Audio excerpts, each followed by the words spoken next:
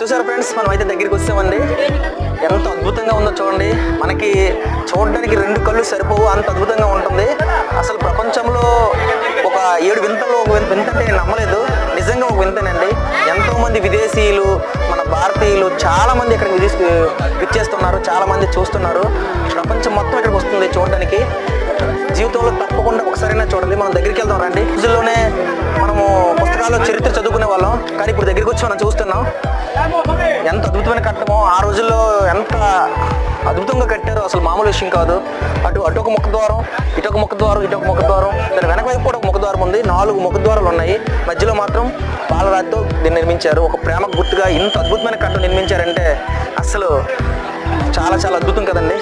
ఇది మన ఇండియాలో ఉన్న మనకు చాలా చాలా గర్వకారణం అండి. చాలా చాలా గర్వకారణం.